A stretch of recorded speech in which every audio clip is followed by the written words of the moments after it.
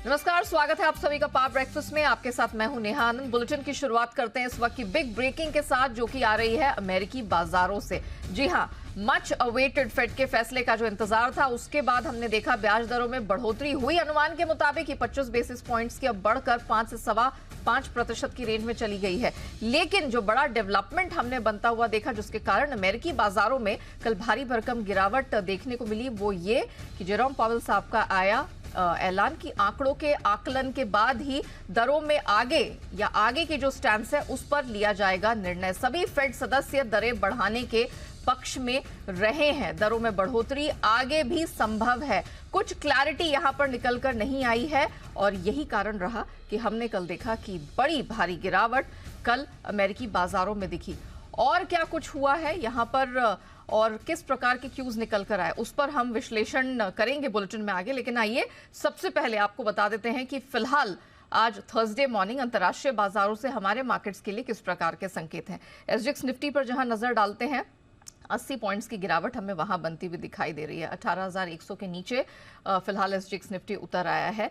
Dow futures 45 अंक नीचे है। नास्डैक फ्यूचर्स की अगर बात करें तो यहां पर हम देख रहे हैं फिर भी निचले स्तरों से कुछ रिकवरी है। 22 अंकों की स्ट्रेंथ यहां पर दिखाई दे रही है।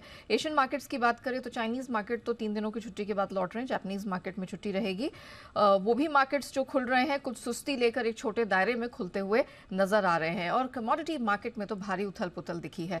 सोना बीते सत्र में अंतर्राष्ट्रीय बाजार में ऑलमोस्ट 2020 के हाइस पर चला गया था। अभी 14 महीने के उच्चतम स्तर के पास है। लेकिन कच्चे तेल की जहां बात करें, 1.5 महीने के निचले स्तर पर हो रहा है कारोबार और बहुत भारी उठापटक ओवरऑल मार्केट्स में दिखी है। एग्जैक्टली क्या हुआ है, ऐसा क्या है जो मार्केट को पसंद आया, नहीं पसंद आया, पूरी डिटेल लेकर मेरे सहयोगी दीपांशु इस वक्त स्टूडियो में मेरे साथ जुड़ चुके हैं। दीप, मॉर्निंग। इंतजार तो हो रहा था इसका। Absolutely. अब 25 बेसिस पॉइंट की रेट हाइक की, ऐसा कुछ नया नवेला काम नहीं किया, तो ऐसा क्या हो गया कि बाजार ऐसे रूठ गया, इतना उठापटक हो गया? क्या एग्जैक्टली का और हुआ क्या है? एक पॉपुलर सेगमेंट हम करते हैं बुल वर्सेस बेयर, हाँ। जिसमें हम बताते हैं कि या तो बहुत अच्छा रहेगा स्टॉक या मार्केट या फिर बहुत बुरा रहेगा। बिल्कुल वैसी सिचुएशन पावेल साहब ने भी क्रिएट कर दी है फेड पॉलिसी स्टेटमेंट के बाद। बिल्कुल बाजार को मालूम था 25 बेसिस पॉइंट की हाइक होगी, वो होते हुए दिखा। बट बाजार जानना चाहता था क्या ये आखिरी हाइक है, क्या आगे पॉज आ सकता है, क्या उसके बाद रेट कट के संकेत आ सकते हैं। उस पर बाजार का ज्यादा फोकस था और वहां पर थोड़ा कंफ्यूजन बना हुआ है फेड स्टेटमेंट के बाद और मोस्ट इंपॉर्टेंटली जो पावेल साहब की प्रेस कॉन्फ्रेंस हुई थी उसके बाद। तो बुल वर्सेस बेयर सिचुएशन हो गई। बाजार डिसाइड नहीं कर पा रहे कि क्या ये पॉज का संकेत दिया है उन्होंने या फिर आगे भी इतने ही अग्रेसिव बने रहेंगे। वैसे अगर आप देखें 25 बेसिस पॉइंट्स की बढ़ोतरी है, लगातार 10वीं बढ़ोतरी है। 2016 के बाद ये 5 से सवा 5% की रेंज में आ गए। ये सब हमें मालूम था होने वाला है। फेड का अगर आप स्टेटमेंट देखें, उन्होंने कहा आगे हम डेटा डिपेंडेंट रहेंगे। ये कई सालों से, ये कोरोना संकट आने से पहले कई सालों से फेड की पॉलिसी यही एक स्टेटमेंट कहा करती थी कि आगे की पॉलिसी डेटा डिपेंडेंट रहेगी। तो अब वापस उस जोन में आ गए, वो भी परेशानी वाली बात नहीं है। इनफैक्ट उन्होंने कहा है कि हाँ, इन्फ्लेशन पर असर दिख रहा है, बट इन्फ्लेशन को और काबू लाने के लिए वक्त लग सकता है। ये वो पहले से भी कह रहे हैं। उन्होंने ये भी कहा है कि आगे जो भी मेजर्स है वो हम लेंगे, ये भी हमें मालूम था। बैंकिंग सिस्टम पर कहा है कि बैंकिंग सिस्टम मजबूत है, इसके बावजूद कि पिछले कुछ दिनों से और कल भी बैंक स्टॉक्स में बड़ी गिरावट आती हुई दिखी। और ये भी कहा है कि जिस तरह से दरें बढ़ रही हैं, हाउसिंग क्रेडिट, इकोनॉमी के क्रेडिट फ्लो पर आपको असर आते हुए दिख रहा है। तो यहां से तो बाजार ने सोचा कि चलिए एक हिंट आ गया कि अगली पॉलिसी में पॉज हो सकता है, क्योंकि कुछ पॉलिसी स्टेटमेंट में इन्होंने बदलाव भी किए। बट फिर जब पावेल साहब की प्रेस कॉन्फ्रेंस शुरू हुई, तब उन्होंने 2-3 चीजें बहुत बड़ी करी हैं, जिसकी वजह से बाजार में भी आपने इंपैक्ट आते हुए देखा और वहां से अनसर्टेनिटी भी बढ़ी है। पावेल साहब ने कहा है दरें बढ़ाने की गति को रोकने के लिए आज फेड ने फैसला नहीं लिया है। यानी कि हमने ऑलरेडी देखा है कि सारे फेड सदस्य दरें बढ़ाने के पक्ष में थे। यही नहीं, आज दरें बढ़ाने की गति को रोकने के लिए कोई फैसला नहीं लिया है। तो ये उन्होंने क्लैरिटी दे दी कि अभी पॉज पर हमने कोई डिसीजन नहीं लिया है। दूसरा, उन्होंने कहा कि दरें और बढ़ाने को तैयार हैं अगर डेटा वैसा नहीं है जैसा हम चाहते हैं। यानी कि अगर डेटा ये नहीं दिखा रहा है कि ये सही वक्त है रेट पॉज करने का या फिर आगे रेट हाइक करने का, तो जो भी एक्शन जरूरी है वो हम लेने को तैयार हैं। तो ये उन्होंने क्लियर संकेत दे दिया कि जब तक हमें कंफर्ट नहीं आएगा कि डेटा कह रहा है कि आप पॉज करिए या आप कट करिए, तब तक हम नहीं करेंगे, और अगर डेटा दिखाता है कि आगे हमें और अग्रेसिव होना है तो हम वो भी करने को तैयार हैं। इसकी वजह से भी आपने देखा कि मूड पर थोड़ा असर आते हुए दिखा। उन्होंने ये जरूर कहा कि इकोनॉमी पर धीमापन आ रहा है, बट उतना नहीं आ रहा है कि हम इमीडिएटली अपना स्टांस या नजरिया बदल दें। तो इंपैक्ट आने में हमें और देखना है टाइम, तब तक हम डिसाइड नहीं करेंगे कि ये क्या वक्त आ गया है ये प्रोसेस रोकने का, इन्फ्लेशन को नियंत्रण में लाने का समय रहेगा। एक अच्छी बात उन्होंने जरूर कही है, यूएस में पिछली बार एक इंडिकेशन दे दिया था कि जिस तरह से क्रेडिट फ्लो रुक रहा है आगे मंदी आ सकती है। कल उन्होंने कहा या आज शाम को उन्होंने कहा कि नहीं, लग रहा है ऐसा कि शायद यूएस में मंदी ना आए, सॉफ्ट लैंडिंग हो। तो ये एक आश्वासन वाली बात थी, बट क्या उन्होंने सच में कहा है कि अगली पॉलिसी यानी कि जून की पॉलिसी में पॉज हो सकता है, ये क्लियर नहीं है। इनफैक्ट उनका स्टेटमेंट काफी अग्रेसिव था कि ये मानना गलत होगा कि ये पॉज का वक्त आ चुका है। अब देखते हैं बाजार इसको आगे कैसे पहुंचाते हैं, बट डेफिनेटली एक इंपैक्ट तो आया ही, क्योंकि फेड पावेल साहब के बयान के बाद हमने देखा बाजार में गिरावट आती हुई दिखी। जब तक फेड की पॉलिसी आई, बयान उनका शुरू हुआ, बाजार पॉजिटिव टेरिटरी में ट्रेड कर रहे थे। बट देखेंगे अगर आप तो आखिरी आधे एक घंटे में एक शार्प फॉल आई, स्पेशली इस बयान के बाद कि ये डिसाइडेड नहीं है कि ये पॉज हो चुका है और आगे अगर एक्शन स्ट्रिक्ट लेना है तो हम वो भी लेने को तैयार हैं।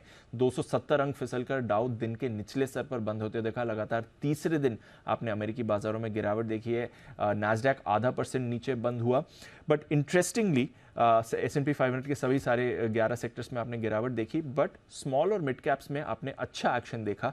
रसल 2000 कल 0.5% ऊपर बंद हुआ, तो स्टॉक स्पेसिफिक एक्शन थोड़ा भरपूर था, बट अदरवाइज फ्रंटलाइन इंडेक्सेस में आपने जरूर गिरावट देखी। और बॉन्ड यील्ड आपकी 3.3% पर आ गई है। तो फेड इसके बावजूद कि पाल साहब कह रहे हैं कि ये जरूरी नहीं कि ये आखिरी रेट हाइक है, हमने देखा कि बॉन्ड यील्ड 3.3% पर आ गई है एक महीने के निचले स्तर पर। तो थोड़ा ये एक्शन जरूरी है नोट करना।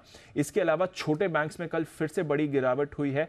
पैकवेस्ट जो हमने देखा था परसों के ट्रेडिंग सेशन में करीब 30% गिरा था, कल मार्केट ट्रेडिंग में तो सिर्फ 5% नीचे था। पोस्ट मार्केट में 50% ये शेयर लुढ़का है, क्योंकि ब्लूमबर्ग की एक रिपोर्ट आई है कि ये नए खरीदार की तलाश में है। यही नहीं, बाकी छोटे बैंक शेयर्स जो हैं वो भी ड्यूरिंग मार्केट ट्रेडिंग 3-4% नीचे थे, बट पोस्ट मार्केट ट्रेडिंग में 10 से 30% की गिरावट आपको आती हुई दिखी है। तो आज शाम का सेशन भी काफी इंटरेस्टिंग रह सकता है इन छोटे बैंक्स के लिए। इसके अलावा स्टारबक्स में आपने 9% की गिरावट देखी थी उनके नतीजों के बाद। आज एप्पल के नतीजे आने वाले हैं, तो ये भी एक डिसाइडिंग फैक्टर हो सकता है बाजार की डायरेक्शन के लिए। यूरोप में देखें तो 0.5% ऊपर थे यूरोप के बाजार, बट यहां पर भी इंपॉर्टेंट डे है ना यूरोप के लिए, क्योंकि आज ईसीबी की पॉलिसी आने वाली है, तो इस पर नजर रहेगी। एंड ऑफ कोर्स इस पॉलिसी एक्शन के बाद डॉलर में और कमोडिटीज में हमने बड़ा मूवमेंट देखा। 101 के नीचे डॉलर इंडेक्स आ गया, 2 हफ्ते के निचले स्तर पर है इस समय। सोना आपके लिए उछलकर 14-15 महीने की ऊंचाई पर आ गया, $2060 पर इस समय ट्रेड हो रहा है। कच्चा तेल वापस फिसलकर $70 $71 पर ब्रेंट आपको आते हुए दिख रहा है। पिछले 2 दिनों में 3 दिनों में $10 की लगभग गिरावट आपने देखी, 6 हफ्ते के निचले स्तर पर है। बेस मेटल्स थोड़े स्टेबल थे। एग्री कमोडिटीज में आपने थोड़ी बढ़त देखी, क्योंकि चीन के बाजार 3 दिन के बाद खुल रहे हैं, तो देखते हैं वहां पर क्या एक्शन आता है। बट डेफिनेटली पॉलिसी तो अनुमान मुताबिक थी, अब ये स्टेटमेंट किस तरह समझना, आई थिंक बग्गा साहब इस पर थोड़ी क्लैरिटी हमें और दे सकते हैं। बिल्कुल दीप, आपने सही कहा। पूरी डिटेल देने के लिए वैसे आपका शुक्रिया दीप। और जैसे कि दीप ने कहा कि अब इसको समझना कैसे, इसको एनालाइज कैसे किया जाए, मार्केट्स पे इंपैक्ट कैसा होगा, ये हम जानते हैं। जाने माने ग्लोबल मार्केट विशेषज्ञ और एलिमेंट्स प्लेटफॉर्म के चेयरमैन अजय बग्गा सर अब हमारे साथ जुड़ चुके हैं। Bagga sir, good morning. ये पवेल साहब ने बिल्कुल अधर में लटका के छोड़ दिया अपने फैसले के बाद। अब यूएस फेड ने दरों में बढ़ोतरी रोकने को लेकर कोई क्लैरिटी दी नहीं है, और पवेल साहब ने अभी भी महंगाई को एक चिंता का विषय बताया है, कहा है काबू होने में समय लगेगा। सर, आप इनके बयानों को कैसे देखें? बिल्कुल एक्सपेक्टेशंस के मुताबिक थे नेहा जी। रेट हाइक भी एक्सपेक्टेशन था, और कल सवेरे भी जब हम शो कर रहे थे मैंने कहा था पॉज नहीं करेंगे, ये कह नहीं सकते, क्योंकि इन्फ्लेशन इनके टारगेट से बहुत हाई है। उस माहौल में ये कोशिश कर रहे हैं कि ग्रोथ को बिल्कुल नीचे लाए बिना इन्फ्लेशन काबू में आए। बहुत मुश्किल इनका काम है। फ्रस्ट्रेटिंग थी इनकी जो प्रेस कॉन्फ्रेंस थी। 2 तरीके से लोगों ने कोशिश करी कि टिप्पणी करें ये पॉज पे, बट ये बने रहे कि हम डेटा डिपेंडेंट रहेंगे और अभी और डेटा देखना है, इन्फ्लेशन पे काबू नहीं हुआ। मार्केट कब गिरा? जब इन्होंने कहा कि इन्फ्लेशन काबू आने में टाइम लगेगा। अगर हमारा वो कथन सही है तो रेट्स हायर फॉर लॉन्गर रहेंगे, उसके बाद मार्केट गिरा, बट इतनी कोई गिरावट नहीं है। बड़ा संकट जो अमेरिकी मार्केट के लिए है वो बैंकिंग टर्मोइल का है, जैसे दीप भी कह रहे थे। मेरा विश्लेषण ये रहेगा, एक बहुत अहम इवेंट आज निकल गया।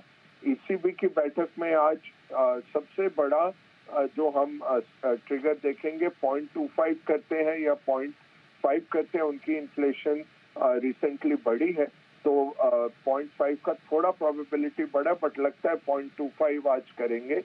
कल फिर नौकरियों का नंबर आएगा, वो लगभग 180,000 नौकरियों का अमेरिका का नंबर आना चाहिए। एक बड़ा इवेंट निकल गया आज, हमारा मार्केट थोड़ा सुधरना चाहिए इसके पीछे।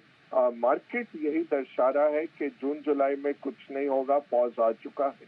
सितंबर से रेट कट शुरू होता है और 75 बेसिस पॉइंट अमेरिका में कट हो जाता है दिसंबर तक।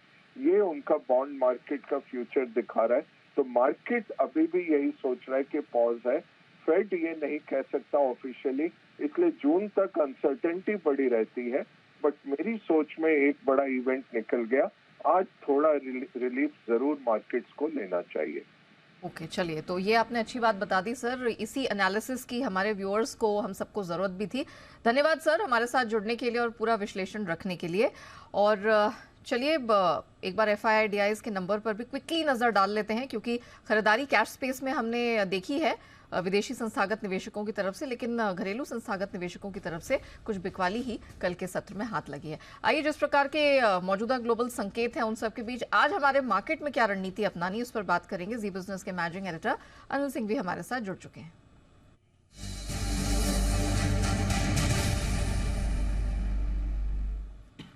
Sir morning. यूएस फेड के फैसले के बाद जिस प्रकार से मार्केट्स गिरे हैं, यूएस में मार्केट्स गिरे हैं, तो आज हमें कैसे हमारे मार्केट्स को प्ले करना है? निफ्टी, बैंक निफ्टी के सब महत्वपूर्ण लेवल्स कौन से होंगे? देखिए, थोड़ा दबाव तो रहेगा, क्योंकि फेड की मीटिंग के बाद जो भी संकेत आए हैं वो बहुत अच्छे तो है नहीं। ब्याज दरें बढ़ी थी, वो सबको पता था, लेकिन कमेंट्री में फेड चेयरमैन ने कहीं भी कोई भी किसी भी तरह का कॉन्फिडेंस दिखाया नहीं है, और अभी भी कहीं कोई साफ संकेत नहीं है कि ब्याज दरें बढ़ाना वो कब रोकेंगे। कटौती की बात तो बहुत दूर की है, और आई थिंक यही वजह कि अमेरिकी बाजार आखिर में थोड़ा तेजी से गिर गए, लगातार तीसरे दिन कमजोरी के साथ बंद हुए हैं। अब भारतीय बाजार कंपैरेटिवली मजबूत तो दिख रहे हैं, अभी तक तो हमने मोर्चा संभाल रखा है। अब आज हमारे यहाँ हफ्ते की एक्सपायरी भी है, तो अपने लिए इम्पोर्टेंट लेवल तो एक ही है जो कल भी था, वो है 18,000 का। जब तक 18,000 के ऊपर है तब तक तो आप बिल्कुल दिन के दौरान और क्लोजिंग बेसिस पे बेहद मजबूत है, उसमें कोई डाउट ही नहीं है। 18,000 के नीचे अगर ट्रेड करना शुरू करते हैं तो कमजोरी का संकेत आता दिखेगा। तब आपके लिए आज जो सपोर्ट रेंज पहली निकल कर आती है वो है 17,925 से लेकर 18,000 की। ऊपरी स्तर पर 18,125, 18,175 हल्की फुल्की सप्लाई की जगह है, यहाँ पर आने पर आपको मुनाफा वसूली आते हुए दिखेगी। जहाँ तक बैंक निफ्टी का सवाल है, कल यहाँ पर भी सेम वही सिचुएशन है। जब तक आप 43,000 के ऊपर है तब तक तो आप मजबूत हैं, उसके नीचे से ही कमजोरी का पहला संकेत आता हुआ दिखेगा। और कल भी हमने 43,000 के लेवल को आराम से डिफेंड किया है। आज भी आपके लिए जो सपोर्ट रेंज है वो 42,825 से लेकर 43,000, 42,825 से 43,000, ये रेंज है जो आपके लिए मजबूत सपोर्ट का काम आज भी करेगी। जहाँ तक ऊपर के लेवल का सवाल है, 43,475 से 43,625, ये 150 पॉइंट की रेंज सप्लाई जोन के तौर पर आप मानकर चल सकते हैं। यहाँ पर आने पर मुनाफा वसूली और प्रॉफिट की आ सकती है। तो आई थिंक थोड़े ग्लोबल संकेतों के चलते हम खुलेंगे कमजोर, उसके बाद इन दो इंपॉर्टेंट सपोर्ट लेवल पर नजर रखनी चाहिए, 18,000 और 43,000। वीकली एक्सपायरी के चलते दिन के दौरान या सेकंड हाफ में थोड़ा सा उतार चढ़ाव आपको बढ़ते हुए दिख सकता है। अगर डाउ फ्यूचर सपोर्ट करे तो एक अच्छी रिकवरी आएगी, नहीं तो आज फिर थोड़ा प्रॉफिट बुकिंग वाला माहौल भी रह सकता है। तो हल्की फुल्की सावधानी के साथ आज ट्रेड करें, बाजार को सेटल होने दें। बिल्कुल सर, धन्यवाद वो पूरे विश्लेषण और डिटेल के लिए। तो क्लियरली थोड़ा सतर्क रहने की जरूरत है, ऐसा घबराने वाली बात नहीं है।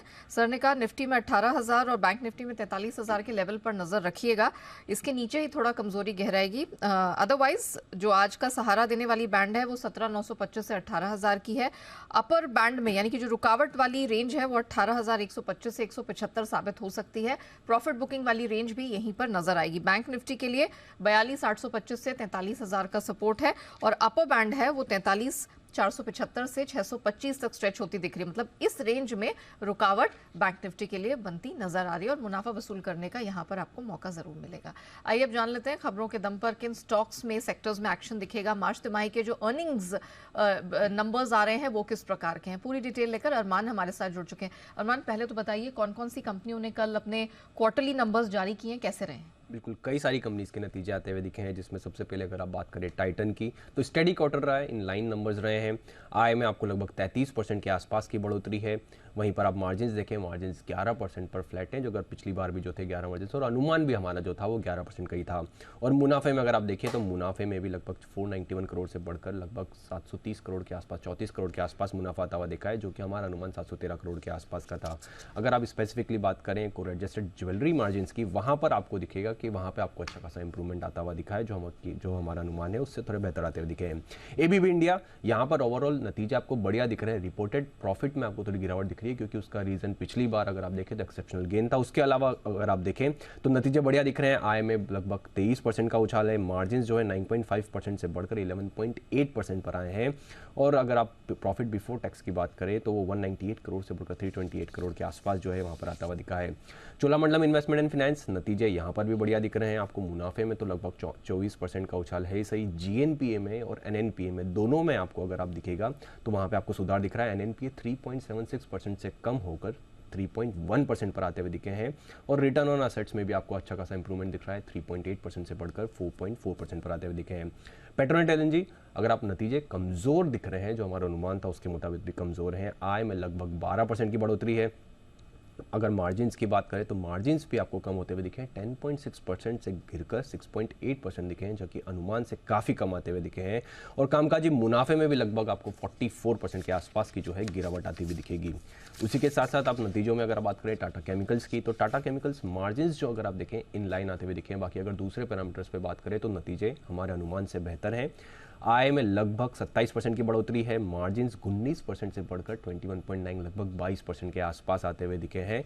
और मुनाफे में भी आपको अच्छा खासा उछाल दिखेगा, लगभग 54% के आसपास का उछाल दिखेगा। सोना बीएलडब्ल्यू प्रिसिशन, ओवरऑल अगर आप नतीजे देखें तो रेवेन्यू में आय में लगभग 36% की बढ़ोतरी है। मार्जिन जो है 24.3% से बढ़कर 27% पर आते हुए दिखे हैं। और मुनाफे में भी आपको दिखेगा लगभग 14% के आसपास की बढ़ोतरी है। बजाज कंज्यूमर केयर, नतीजे आपको ओवरऑल बढ़िया दिख रहे हैं। आय में लगभग 14% की बढ़ोतरी है। मार्जिन्स 15.9% से बढ़कर 16.7% पर आते हुए दिखे हैं। और मुनाफे में भी आपको 13% का उछाल दिखेगा। और अंत में केस इंटरनेशनल पे अगर आप बात करें तो आय लगभग आपको दिखेगा 29% के आसपास बढ़कर आई है। मार्जिन जो है वहां पर थोड़ी सी कटौती दिखी गई है, 5.9% से गिरकर 5.1% के आसपास आते हुए दिखे हैं। और मुनाफे में भी आपको गिरावट आती हुई दिखेगी, लगभग 36% के आसपास की वहां पर भी गिरावट है। ओके, चलिए ये नंबर्स तो हमने समझ लिए, जो क्वार्टरली नंबर्स आए हैं किस प्रकार के रहे हैं, तो यहाँ नजर रहने ही वाली है। अरमान, ये भी बता दीजिए आज के ट्रिगर्स और आज कौन कौन से नंबर्स हैं, खबरों के दम पर कहाँ एक्शन दिखेगा? बिल्कुल, निफ्टी में HDFC, hero MotoCorp, Adani enterprises के नतीजे आएंगे। एफएनओ में Dabur India, Tata power, TVS motor, IDFC, United breweries जैसी कंपनी उनके नतीजे आते हुए दिखेंगे। ब्लू स्टार बोर्ड बैठक में नतीजों के साथ साथ बोनस शेयर पर विचार किया जाएगा। गो फर्स्ट के मामले पर एनसीएलटी पे जो है सुनवाई होने वाली है। और बीएमएल लैंड एसेट जो कि आज ट्रांसफर हो जाएगा, जो आउट ऑफ चला जाएगा, बाहर चला जाएगा वहाँ से ट्रेड टू ट्रेड से। एस्ट्रा माइक्रोवेव पर भी ध्यान रखिए, क्योंकि क्यूआईपी के जो इश्यू प्राइस तय करने के लिए जो बोर्ड बैठक है। इंडो स्टार कैपिटल फाइनेंस की अगर आप बात करें तो ओएफएस जो है रिटेल इन्वेस्टर्स के लिए आज खुलता हुआ दिखेगा। और एक्स डेट है अपोलो माइक्रो सिस्टम में, जहां पे स्टॉक स्प्लिट है ₹10 to ₹1 का। अब आ जाते हैं खबरों पर सबसे पहले सेंट्रल बैंक ऑफ इंडिया पर ध्यान रखें, क्योंकि उन्होंने जो गो एयरलाइंस में एक्सपोजर पर सफाई दी कि ओवरऑल अगर आप एक्सपोजर देखें 31 मार्च तक तो वो लगभग 1990 करोड़ के आसपास का था। पर अगर आप आउटस्टैंडिंग देखेंगे तो वो 1305 करोड़ का था।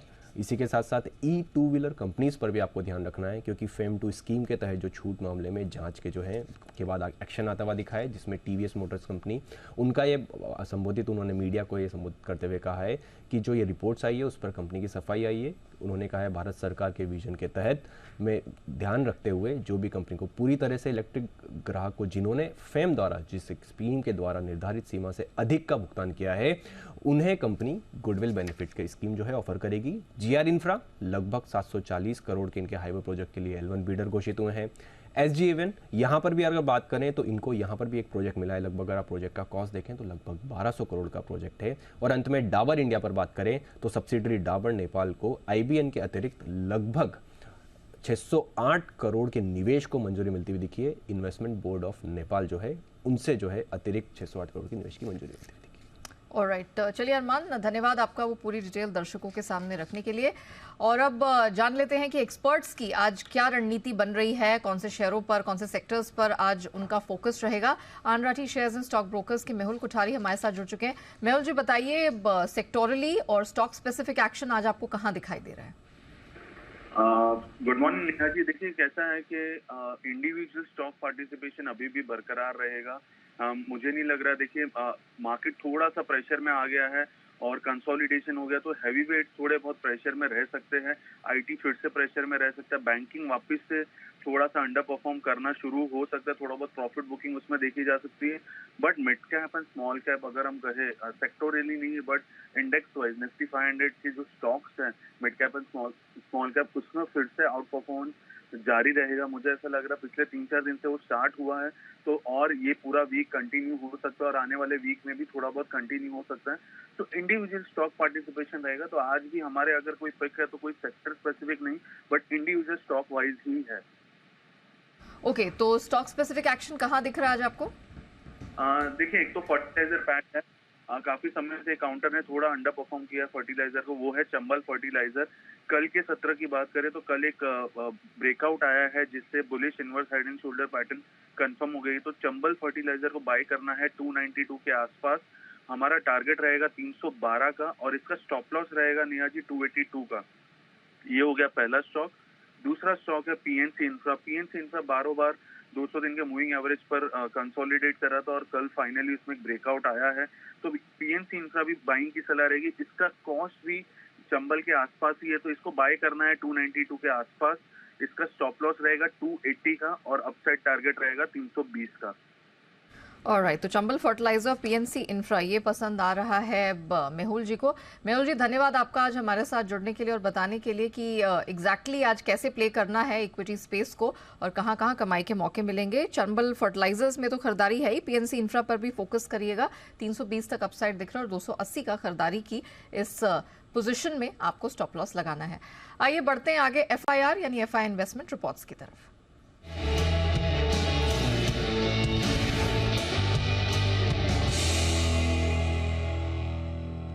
तो विदेशी ब्रोकरेजेस की किन स्टॉक सेक्टर्स पर है नजर, पूरी डिटेल लेकर आशीष हमारे साथ जुड़ चुके हैं। आशीष, मॉर्निंग, बताइए। Good morning Neha. देखिए टाइटन यहाँ पर नतीजा है तो ढेर सारी रिपोर्ट्स हैं। सबसे पहले CLSA की रिपोर्ट देखते हैं जहाँ पर आप देखिए खरीदारी के राय को बरकरार रखा गया है और लक्ष्य में बढ़ोतरी की गई है। पहले 3150 रुपये का लक्ष्य था, अब इसे बढ़ाकर 3210 कर दिया है।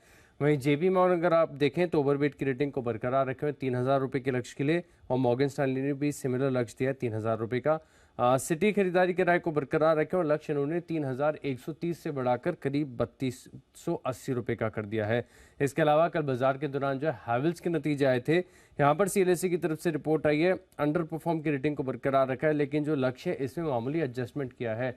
1310 से बढ़ाकर करीब 1330 रुपये कर दिया। 1241 की क्लोजिंग चल रही है। मॉर्गन स्टैनली ने ओवरवेट की रेटिंग दी है, 1310 रुपये का लक्ष्य दिया और जेफरीज होल्ड की रेटिंग को बरकरार रखे हुए और लक्ष्य इन्होंने 1280 से बढ़ाकर 1335 कर दिया है। ABB इंडिया, यहाँ पर भी आज आपको नतीजों का इम्पैक्ट देखने को मिलेगा। नोमिरा की तरफ से रिपोर्ट आई है, न्यूट्रल की रेटिंग को बरकरार रखा है, 3454 की क्लोजिंग है और इन्होंने जो लक्ष्य वो दिया है 3274 रुपये का। वहीं मैक्वायरी भी स्टॉक के ऊपर बुलिश है क्योंकि आउट परफॉर्म की रेटिंग के साथ काफी ऊंचा लक्ष्य दे रहे हैं, करीब 3750 रुपये का लक्ष्य दे रहे हैं। चोला इन्वेस्टमेंट CLSA की तरफ से रिपोर्ट है, खरीदारी की राय को बरकरार रखा है, लक्ष्य 875 से बढ़ाकर 1070 कर दिया है। मॉर्गन स्टैनली इक्वल वेट की रेटिंग को बरकरार रखे 875 रुपये के लक्ष्य के लिए और सिटी भी खरीदारी की राय दे रहे 930 रुपये के लक्ष्य के लिए। गोदरेज प्रॉपर्टीज, इनके मैनेजमेंट से भी आज हम करेंगे बात। JP मॉर्गन न्यूट्रल की रेटिंग को बरकरार रखे लेकिन जो लक्ष्य उन्होंने घटाया है 1710 से घटाकर 1550 कर दिया। वही जेफरीज देखिए खरीदारी की राय को बरकरार रखे हुए हैं और लक्ष्य इन्होंने 1550 से बढ़ाकर 1600 रुपये कर दिया है। पेट्रोनेट एलएनजी सीएलएसए की तरफ से रिपोर्ट है, खरीदारी की राय को बरकरार रखा है 270 के लक्ष्य के लिए। वहीं जेफरीज अगर आप देखें तो लक्ष्य में अच्छी खासी बढ़ोतरी की है, पहले 270 रुपए का टारगेट था, अब बढ़ाकर 305 रुपए कर दिया। और मैक्वायरी ने आउट परफॉर्म की रेटिंग को बरकरार रखा है 290 के लक्ष्य के लिए।